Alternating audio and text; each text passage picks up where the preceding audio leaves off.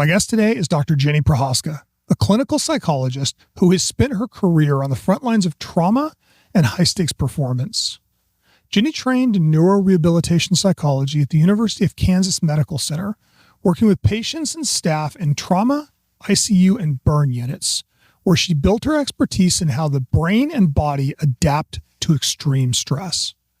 For more than a decade, Jenny has brought that expertise into policing and tactical operations. She's Force Science certified and consults on more than 30 officer-involved shootings a year, as well as hundreds of other critical incidents. Jenny's conducted thousands of pre-hire psychological evaluations, giving her deep expertise in what makes officers and teams thrive or deteriorate under pressure. She's also built and trained more than 24 peer support teams across the country, and today consults for more than 50 public safety agencies. Jenny is also a sought-after speaker for national organizations. She's the founder of Tactical Longevity, a first-of-its-kind pre-incident antifragility training framework designed to prepare officers and tactical teams to withstand the cumulative stress of their job. I'm excited to talk to Jenny because I've been a fan of her work for a number of years, and I believe that antifragility and prehabilitation programs like hers can dramatically improve officer wellness and longevity. I hope you enjoy my conversation with Jenny Prohaska. My name is John Becker. For the past 4 decades, I've dedicated my life to protecting tactical operators. During this time, I've worked with many of the world's top law enforcement and military units. As a result, I've had the privilege of working with the amazing leaders who take teams into the world's most dangerous situations.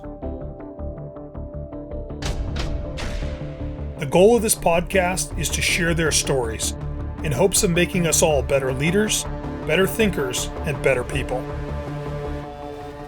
Welcome to the debrief.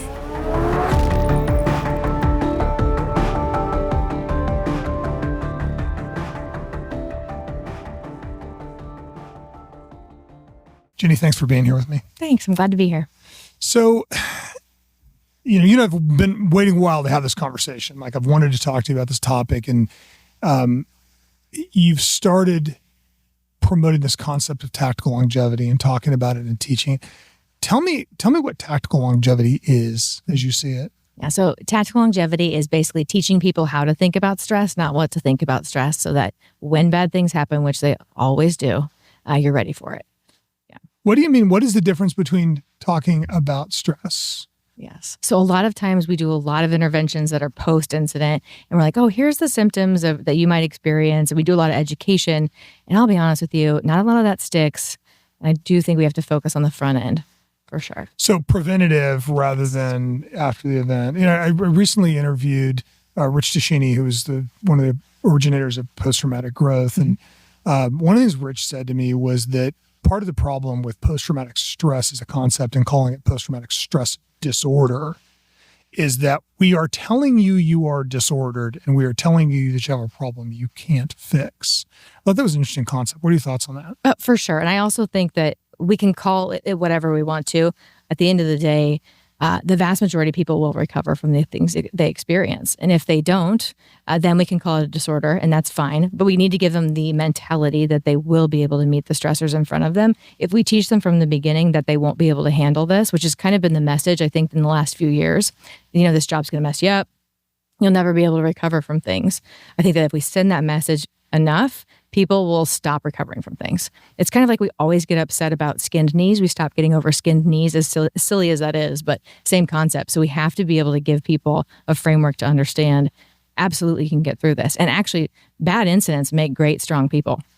Yeah, it's interesting because we've noticed just in the 40 years that I've been working with teams, I think we've gone, it's almost like the pendulum has swung. We've gone from like, just suck it up, buttercup, whatever you saw, whatever you felt, doesn't matter, just go and do your job, to it almost feels to me like the pendulum has swung too far in the other direction, where it's like, you're going to be disordered, your life's going to be wrecked. Like, what do you think? Oh, big time. So that actually is my pet peeve, I would say, for sure, is I understand why suck it up, buttercup, rub some dirt on it, get back there was not maybe necessarily the healthiest, and it wasn't. It had some negative effects, obviously, we saw long term.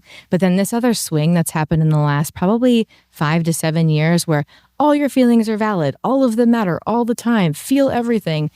that is also super unhealthy, and we've got to find middle. So a lot of what I try to do is make sure people realize that middle is possible. And middle is actually where a lot of like healthy growth comes from, not blocking it out entirely or not ignoring it all the way, but then also not being so far into your feels that you just basically get consumed by them. So find middle. Yeah, it's interesting because, I think as A-type male personalities, we're very prone to like compartmentalize. Sure. Stick things in a box. Yeah. And then maybe just don't open the box again.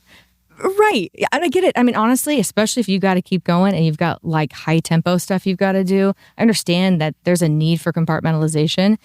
And then also we just can't be like unloading constantly. It's not healthy either way. So what from your perspective, what does healthy coping with, I mean, obviously, the guys I'm interviewing have all been through traumatic events, right? Like this world that we populate is full of traumatic events. What does healthy coping with look like? So I've got like the rule of R's. So it's recognize, first R, then respect, and then return. So recognize, respect, return. Recognize is just simply saying, hey, yeah, that happened. It's registering somehow with me. I don't really know how. Then you respect whatever expression, feeling, emotion, whatever it is that you're having. And by respecting that, that can be as simple as just saying, hey, I'm attuning, I'm paying attention to the fact that I'm upset or I'm sad, or this reminds me of my brother, or this reminds me of a bad experience.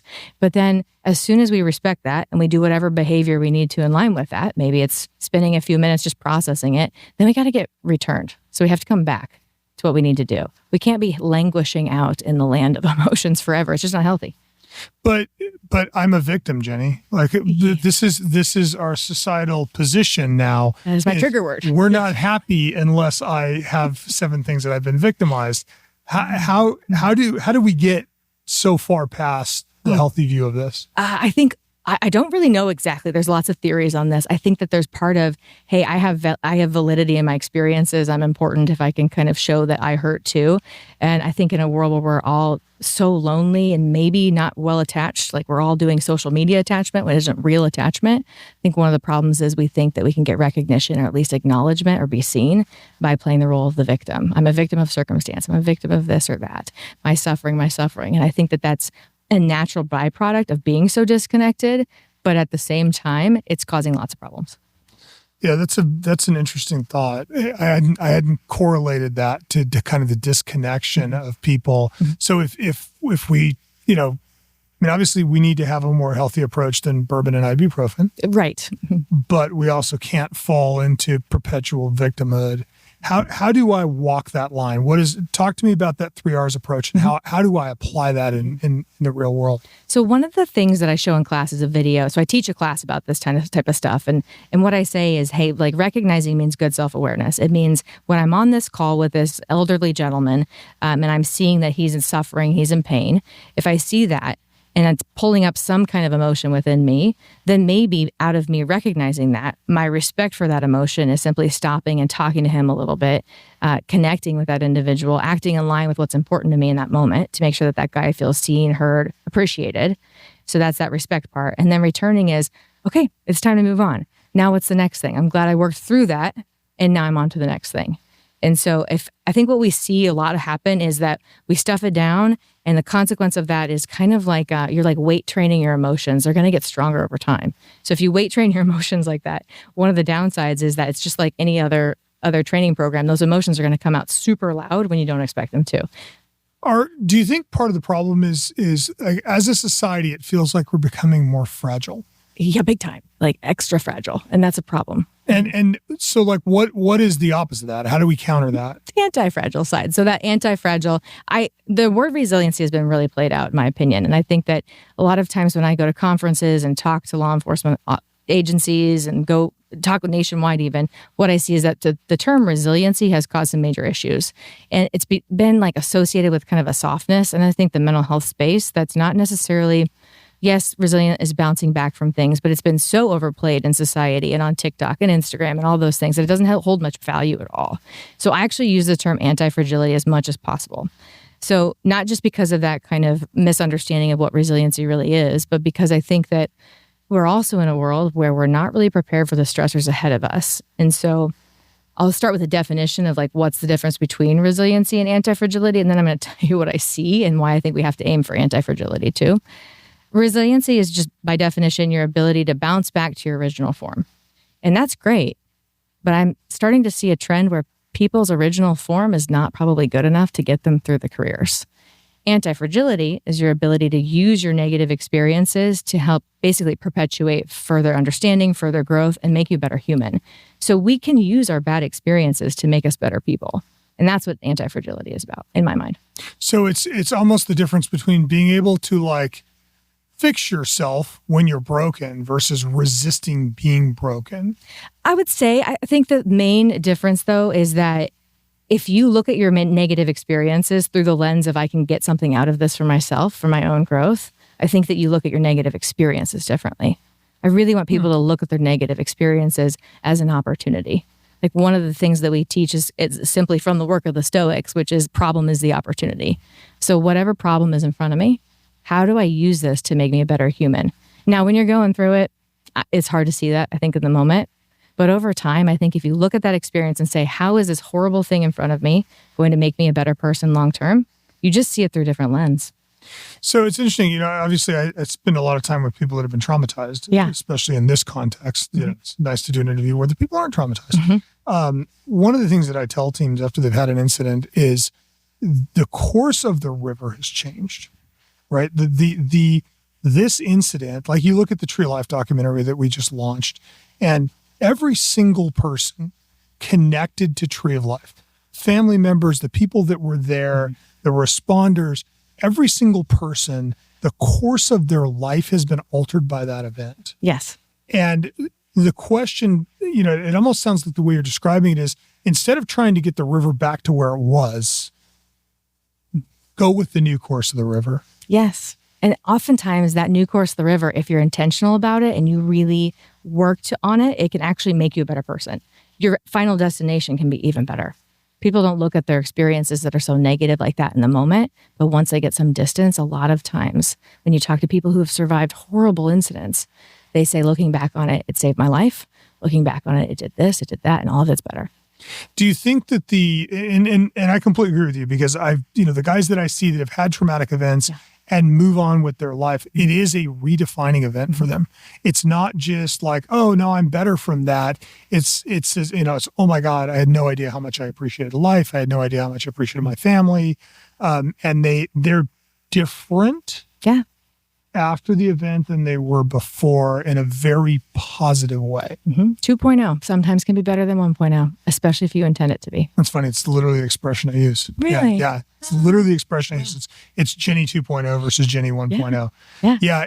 So anti-fragility as a concept is starting to get rise. I do feel like resilience is almost used too vaguely. Another term that I'm frustrated by is wellness.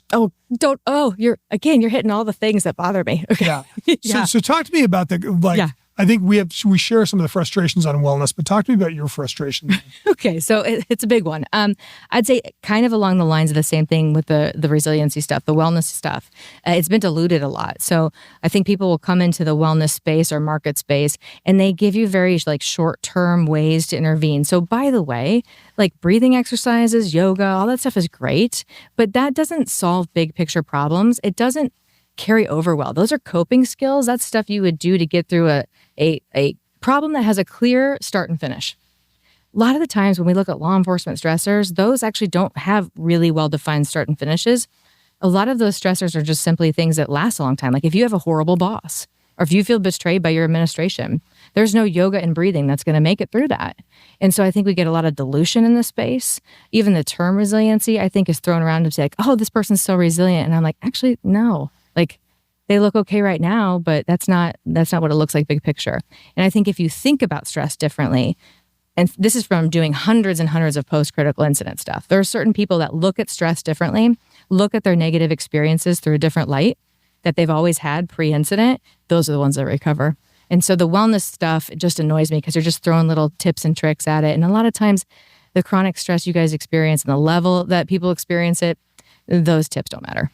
So do you think that what is the difference in that mindset of how the healthy versus unhealthy, or the person that goes post-traumatic growth, what is the difference in that initial mindset? Okay, so there's a lot. So I would say like pre-incident mindset that makes people get through it.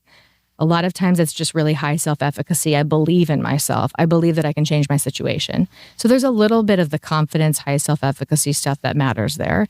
I would say that if you have good social ties and you have really strong bonds with your group or team or community or wherever you're at, if you have those pre-incident, you can really rely on them and lean on them later. We know that that helps people bounce back better.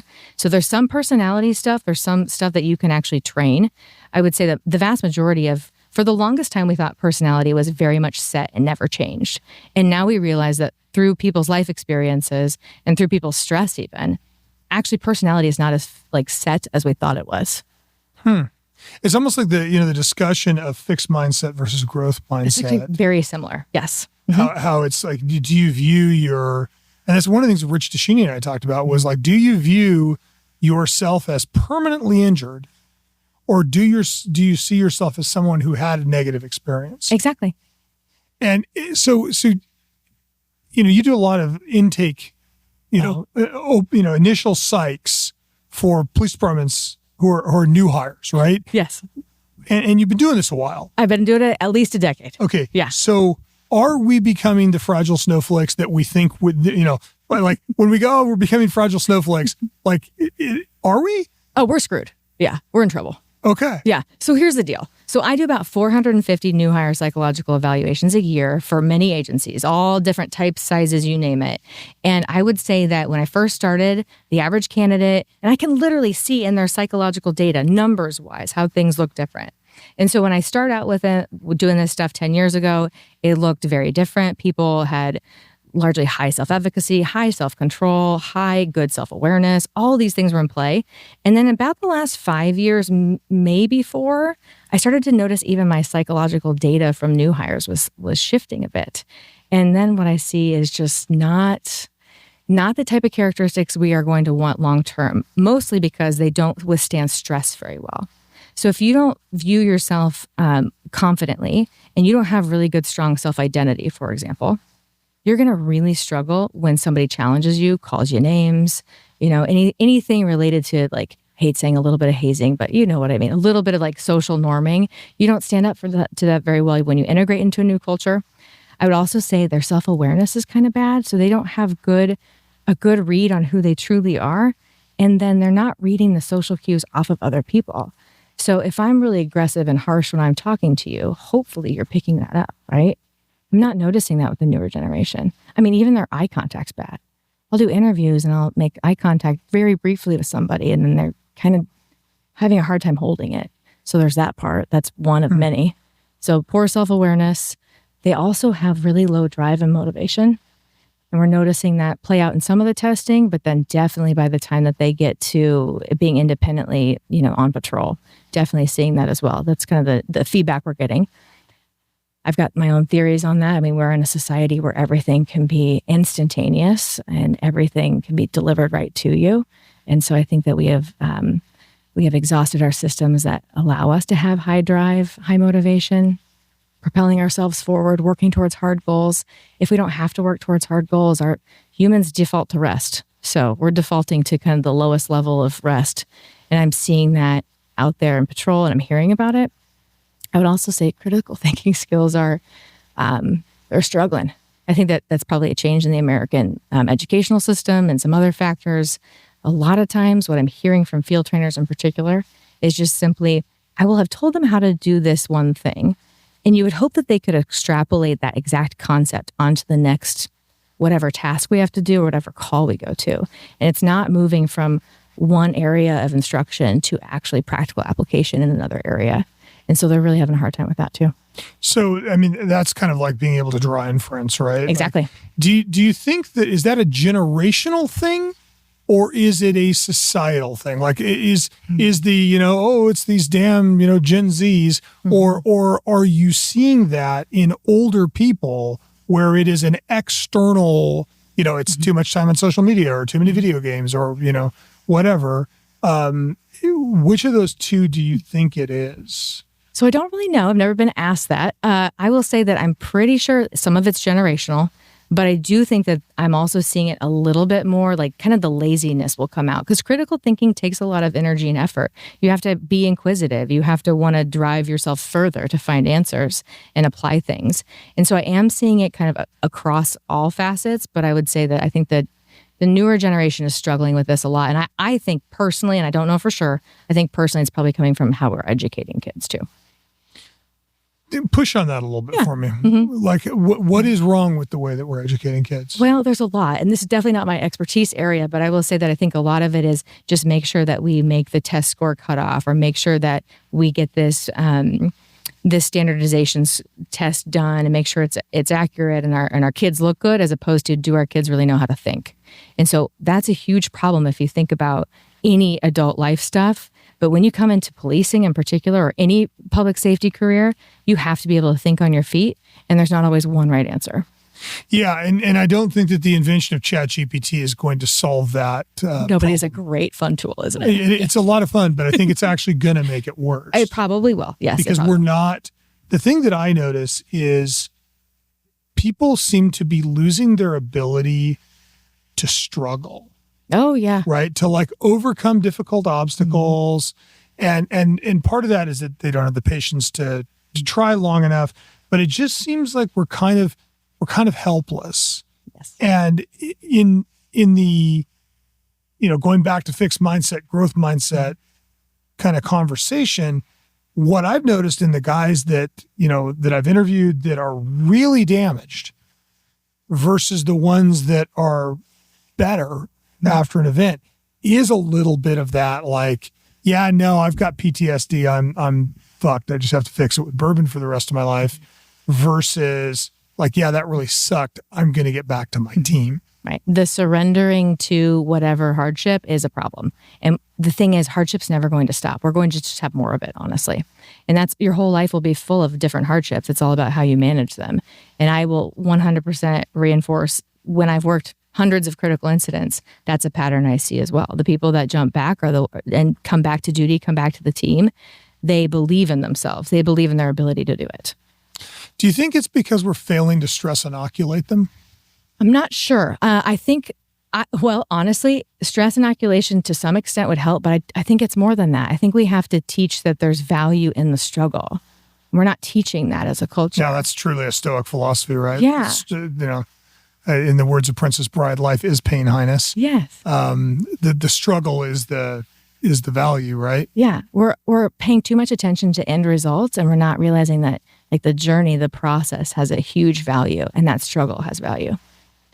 How can we change this? How can we better prepare our police officers and tactical operators on the front end to prevent this? Yeah. So I think you have to adopt an entire shift in your framework of how you view things mentally and emotionally, and almost like a doctrine, if you will. Like we have to be able to socialize our newest members into our departments with like, hey, here's the expectation. The expectation is when you go through a stressful event, you'll stop and you'll pause and you'll do the following things that we've taught you from the academy onward. And that's not just stop and pause and like make sure your, weapons are clean and make sure all this is happening. That's the tactical stuff, the operational stuff. It's also stopping and pausing and going, how do I need to register and program that event that just happened into my big picture story? And then if I can make meaning of that in my whole entire story, then it doesn't catch me up later. It doesn't hold me up later. It becomes part of me, not necessarily something that happened to me and I'm now affected for life because of it. I know it's a lot there. That's a really interesting way to put it though. So,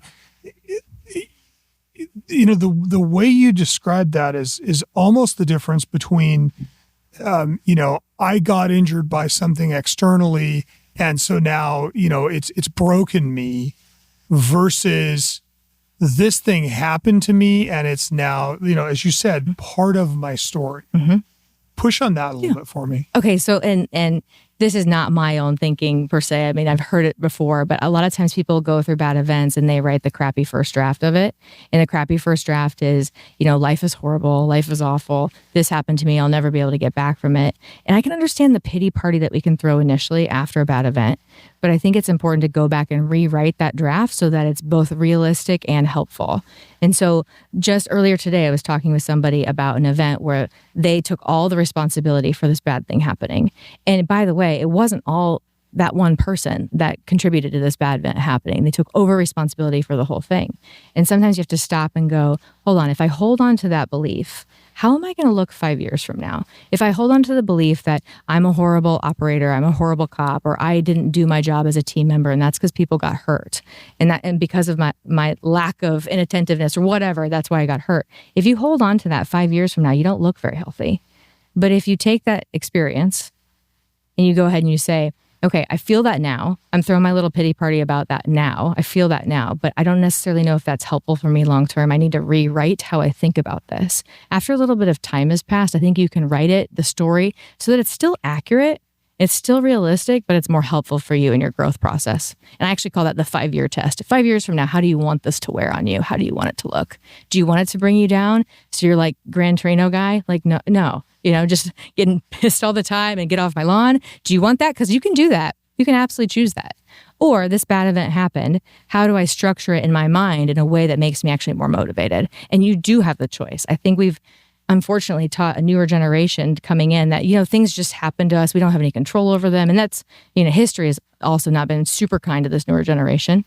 But I think that when you rewrite the story so that you do feel more in control of how you fold that into your life, you can decide 5 years from now, do I want this to eat me up and take me away? Or do I want this to make me somebody that I'm going to be proud of? Yeah, that's interesting. I know a lot of people who view the event as this like external damaging force. And I know a lot less people that view the event and go, yeah, the guy attacked me, he shot me, I defended myself and killed him, and now I'm moving on with my life. Mm-hmm. And it sounds like that's almost, the narrative of I was shot because a guy attacked me and I was able, I had to protect myself versus, yeah, this guy attacked me and I overcame it and moved on. Absolutely. Is it literally just a mental positioning? I mean, is that really what... Is it, I don't want to say, is it as simple as telling us ourselves a different story, but like, help me understand that. I mean, part of me believes yes. I think you have to have some baseline things in place though before the incident. It's the worst time to try to put in a new way of thinking is after something has happened. It's kind of like the worst time to put in a tornado shelter is while the tornado is coming or already here.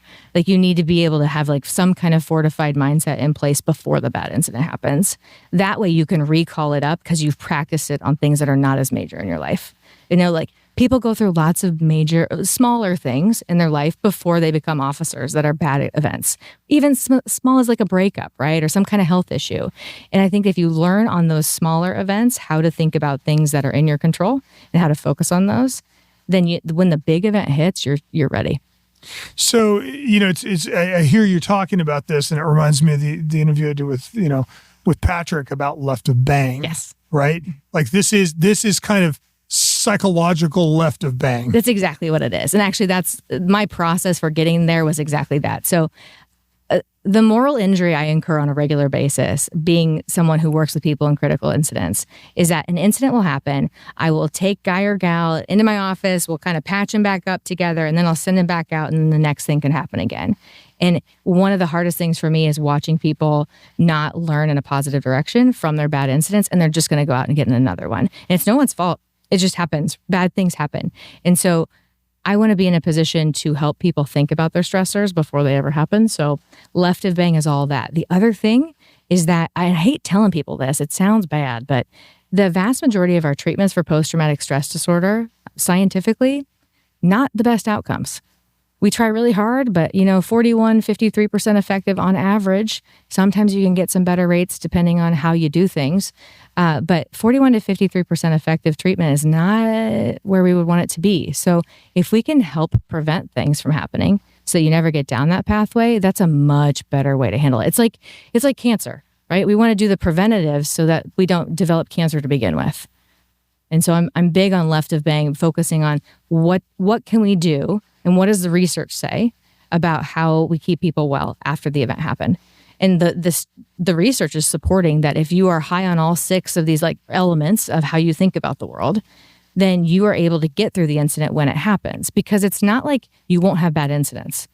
You will have bad incidents. It's just, how do we prepare you for them?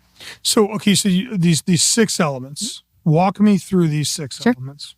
So the 6 elements are, well, I'll go through one at a time. That might be better. So self-awareness, that's your ability to tap in and pay attention to your thoughts, your feelings, your behaviors, your own physiology, and then use that information to make decisions.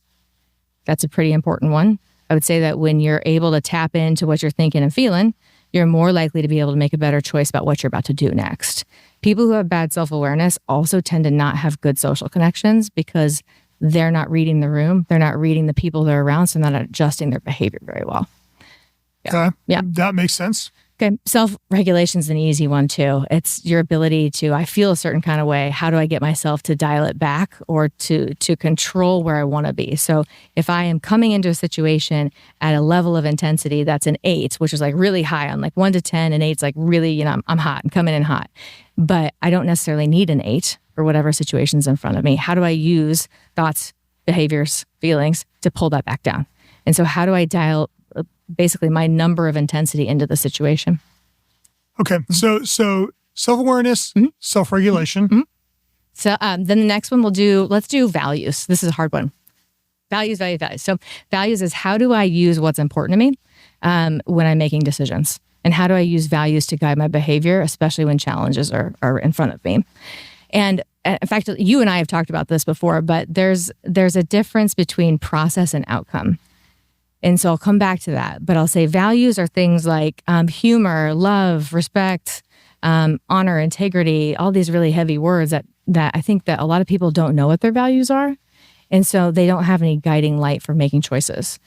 And I come back to the whole process versus outcome thing, because I think one of the things I've noticed when working in critical incidents in particular is that when people understand that your process can be solid, but you can't always control the outcome, people start to cope better. And so what I spend a lot of time teaching people is, how do you apply your values in any kind of process of decision making so that when you get to the outcome, you can handle it even if you don't have control over it? Because the process is mostly driven by you, your decision making, a lot of you elements in that. Outcomes, as with like any tactical operation, there's many other factors at play. What the suspect does, what command does, what another team member does. The outcome can all be affected by that. So what I think is interesting about that is, so my friend Dan Dworkis, who I think you follow Dan's work, Dan talks about this. Yes. Like in hospital teams and in doctor teams, like we can control what we bring to the problem. We can control ourselves, our skills, the way we respond to an incident. We can't control the outcome. And he uses specific examples, that some people come into the hospital every day that shouldn't die and do. People come into the hospital every day that should die and don't. Exactly. And he says, you don't have control over what's going to happen, but you do have control over what you're going to bring to the problem and the way you're going to approach it. That's exactly right. What's interesting about that from a tactical standpoint is, the process. Yes. Right? What you bring, you have direct control over. That's how much you train. That's how good your skills are. That's how fit you are. Mm-hmm. It's all of those things, right? The outcome is, like you said, driven by a variety of things, many of which are not in your control. So if my view is focused on process, then do I see myself as having more control over the situation and over the effect it has on me? Is that what the difference is? Yes, and I'll add and to that. So yeah, you feel more in control of the entire process angle, but a lot of times we also really reinforce that the outcome is different. If your process is solid and you've acted in line with your values, say one of your values, let's just go with is knowledge. That's a common one I hear when I ask people what their values are in this profession. If you have the tactical knowledge and you're applying your tactical knowledge in the process of all the decisions you're making, then you're acting in line with your values. The outcome, you might not have control over certain components or lack of knowledge because you don't know A or B in the incident until the incident's over. And so really being able to say, I'm using my values to guide my process of decision making, then the outcome becomes more capable of handling. That is really interesting. Because, I tend to look at things from a perspective of cognitive dissonance, right? A lot of what makes us unhappy is that what we did and what we believe are not aligned. Yep. And if I'm looking at my process, I have control over that and I can align it with my values pretty effectively. Yeah. But if I'm looking at the outcome, and that is the measure of my success, where I don't necessarily have control over it, then the outcome can be something that is completely dissonant with what I value.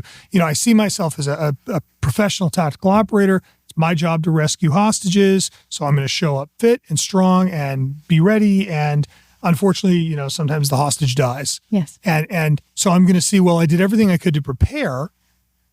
And so, what happened, I didn't have complete control over. But if I see myself as the person who's responsible for saving them, then when they do die, it's my fault. Exactly. You have to separate them. How do we teach that? Like, I see that, and I know that you're doing kind of prehabilitation work and stuff with teams. How do I learn that before I need it? Yes. So here's the thing. We got to start really early and you got to get high reps in. So I think that the best way to teach these types of things is actually the field trainer to recruit. Because if you think about it, they don't have bad habits started yet. They're new to the profession. They are looking at the field trainer as almost like a mentor in some ways, especially the newer generation of officers coming in that doesn't know how to do a lot of different life things.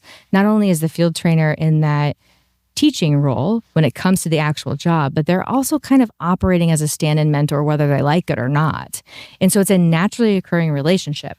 And so if we can teach people how to think about stress through someone they're already kind of sort of forced to be attached to, and also they're learning from this person who clearly has more knowledge than me with the field trainer, then if we can get the field trainer to demonstrate repetitively how to think about stress call to call, just like you would teach officer safety, we can get people to really change their mindset extra early in the game before any bad habits start.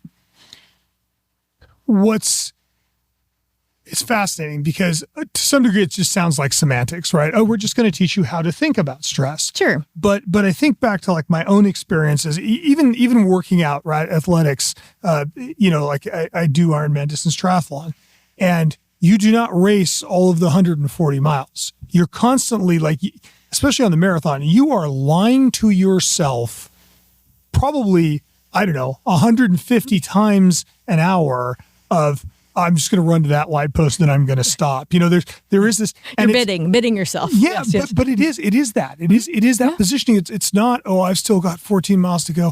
I don't know if I can make it. It's I just need to run to that light post. And, as you're describing this, it is like this kind of mindset of, this really sucks. This is a really long hill. I can't wait till I've beaten this hill because I'm going to feel really good about beating this hill. Exactly. Mm-hmm. And that actually builds self-confidence and self-efficacy up, which we know is directly associated with people getting through bad incidents without the damage. Okay, so let's go back to our 6. Sure. So we've got self-awareness, then self-regulation. Yep. Then we did values. Yep. Mm-hmm. Okay, the other 3. So then we have mental flexibility, which is one of my favorites. The ability to basically take a situation, incorporate new information, and adapt and change course, which is incredibly important. And if you think about law enforcement in general, incredibly important in any high-risk industry, high-risk teams, anything where performance is life or death. Obviously, being super mentally flexible is important. I would say that this is the one I get a little nervous about lately with the newer generation of officers coming in. And I will also say that I also see after critical incidents, a lot of people, this is just the weirdest phenomenon. I think only high reps and seeing people after critical incidents has helped me the most to determine that this is really important, is that when people think the world should be a certain way, and then that thing doesn't happen like they planned, they get way bent out of shape. And that's where the injury comes from. So sometimes we have these beliefs about how the world should work that we don't really even have good conscious awareness of. One of which I always tell people, obvious example, is child death. So we have a framework in our mind of how life should look.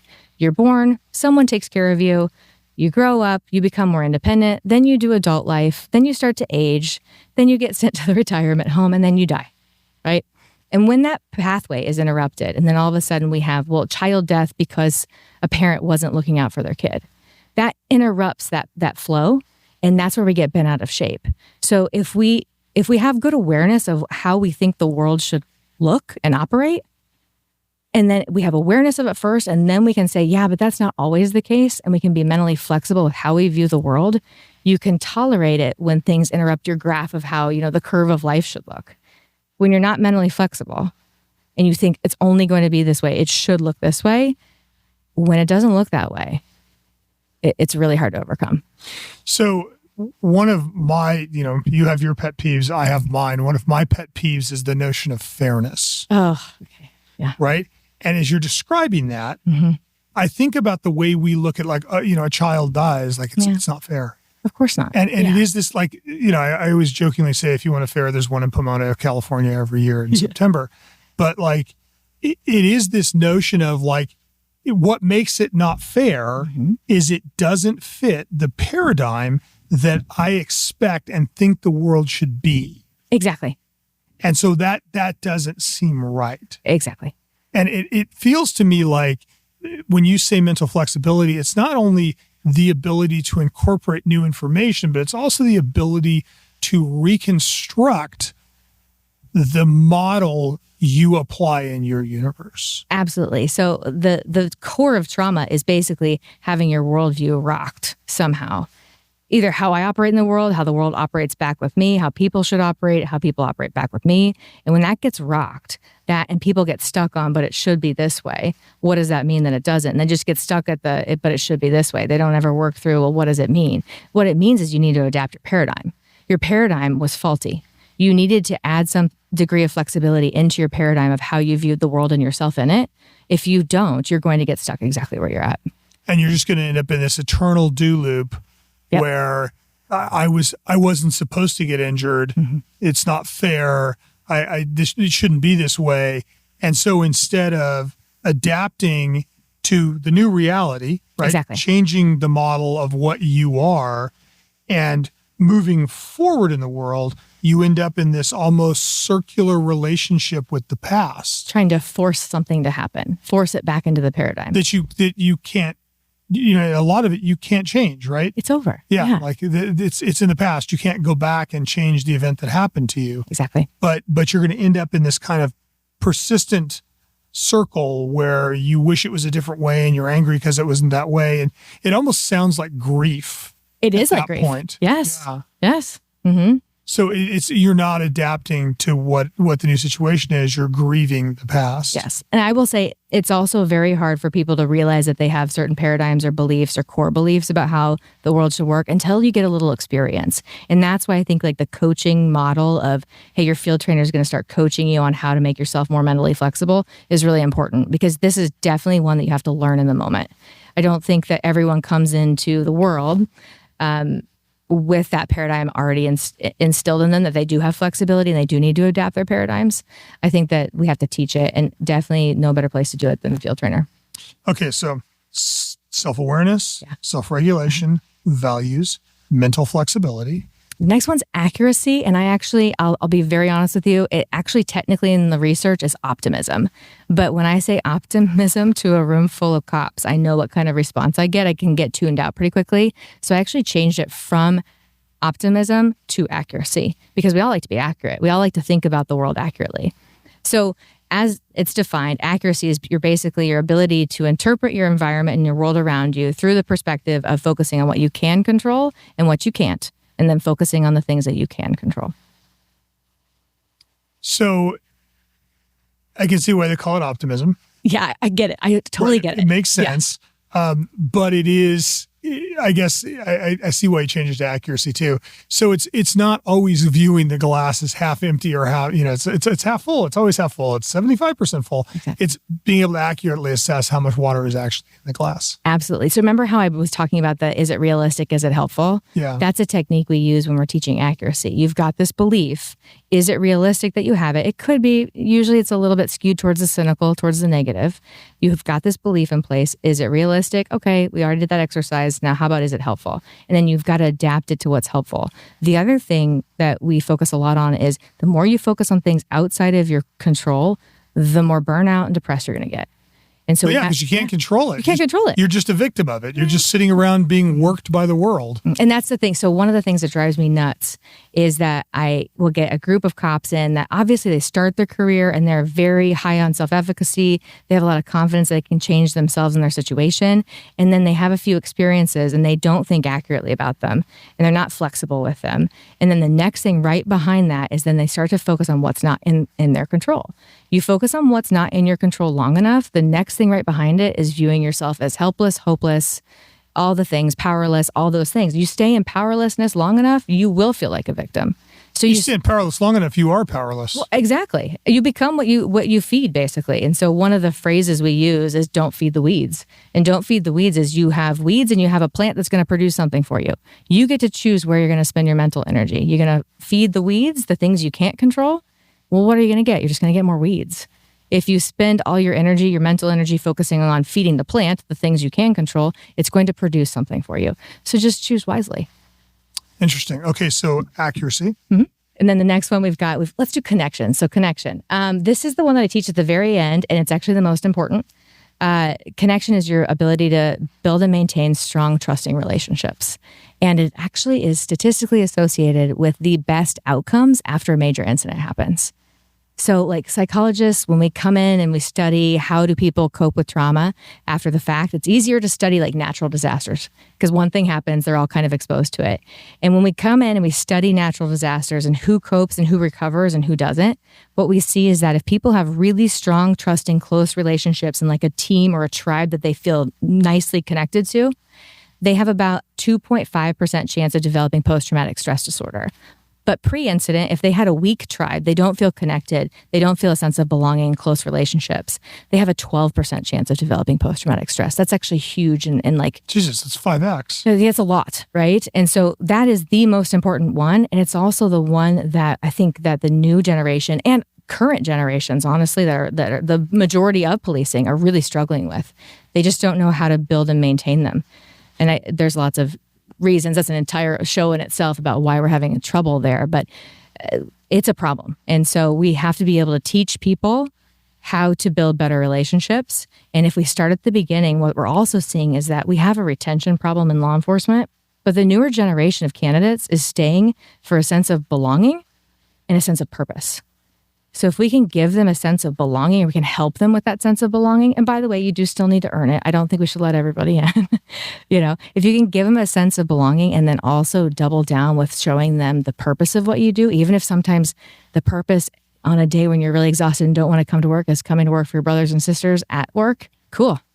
That's the purpose. Yeah, it's still, when I teach leadership, I talk about externally focused purpose. Yeah. Right? Like it can't be selfish. It needs to be externally focused. And as leaders, part of our job is to provide, an environment that gives purpose. And by having purpose, we feel that what we're doing is of value. It's important. And common purpose is what creates team. Yes. Right. And so again, going back to social connection, if we don't have common purpose, social connection gets much more difficult. So difficult. And I think that's the thing that I really kind of get antsy about when I see the next generation of first line supervisors is that I don't think they really understand that. And we really have to work on that. They have to understand that there are days that this job's going to be horribly hard and that it's going to be really hard to find external purpose. You have to build it internal in your team. When you think about the way the military teaches purpose, right? They teach purpose as externally focused, emotionally resonant, right?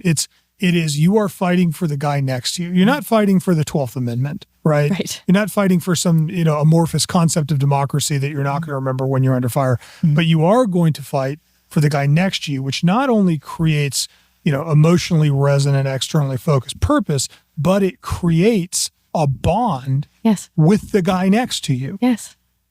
And it does feel a little bit in law enforcement. And I think as a society, we are undermining this. The whole defund the police and like the stuff that we saw that was kind of delegitimizing the purpose and value of law enforcement undermine this in a way that we're starting to see the results. Oh, yeah. Because no police departments are at 100% staffing, right? They're having a really hard time. They're dropping standards. The FBI just announced they're getting rid of college degrees and they're going from 18 weeks to 8 weeks. Oh, my. Right? So it's like we are having to drop the standards because we are getting rid of purpose. I would agree with you. Mm-hmm. So let me go back through them. Self-awareness. Yes. Self-regulation. Yes. Mental flexibility. Yes. Values. Yes.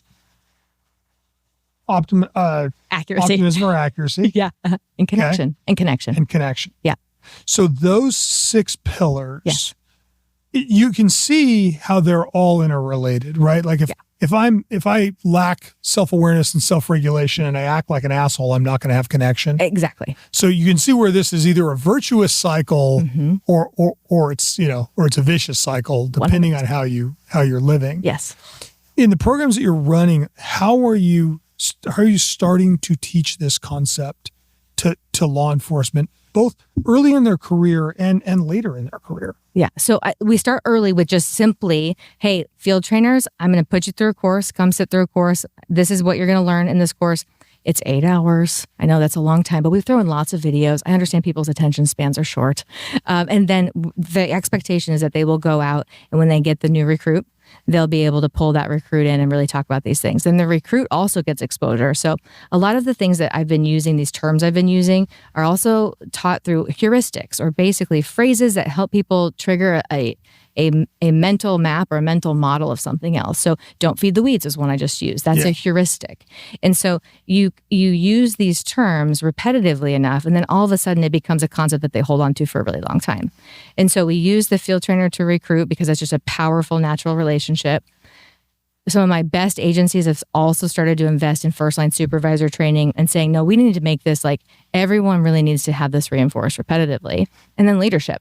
And then leadership going through this. And we apply basically these same exact tactics, same exact mental models to how do you make yourself in check, make sure you're the best version of you can be, so that when you're leading groups and teams, you're operating from a place of positivity. So do you use heuristics as a means of like, okay, I need to be mentally flexible.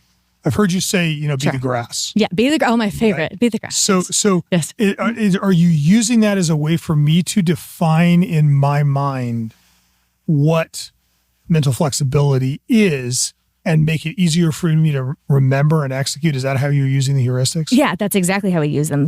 We know that these concepts are really complicated, like very complicated. And so if we can break them down to the smallest unit possible by just a common phrase that you can use quickly under stress, then that will help everybody and also makes them stickier, makes them stay longer. So when I designed the entire program, I actually took some of the work of the Stoics, basically the philosophy of how do you cope with things you cannot change, followed by how do people socialize the newest members into the Navy SEALs or other high-performing teams. And so heuristics is one of the ways. Artifacts is another way. It's been a lot of like studying about how do we create high-performing groups and teams, and why not just look back at other industry that's also done a really good job. What are artifacts? These are actual physical tangibles. So the example I always use is I believe that there's a piece of the World Trade Center medal in front of where the Navy SEALs train. And it's a physical reminder of the importance of what they stand for. And so artifacts are something very important that people hold on to, that are reminders of what our values and our principles are and why we're here. What's the purpose? So I work with tactical teams. One of the things that I always encourage tactical teams to do is to make sure that in their environment, there's something that represents the legacy of the team they're joining, be it a display case with things that are really important to them, whatever modality you want to use. You want to have physical things in your environment that tie you back to the purpose. That's funny because, when I teach culture-centric leadership, one of the things that I focus on is the way you indoctrinate people into your culture are things, logos, artifacts. Yes. Things that are tangible that you connect to, that tie you to the legacy of the organization and create a greater responsibility for you to the organization. Yes, a sense of purpose. Yeah, that is really interesting. So is there a heuristic for each of the 6? There's several heuristics in each of them, actually. Okay. Yes. We got a whole bunch of them. So tell me what be the grass means. I love be the grass. Great. So I'm from Kansas.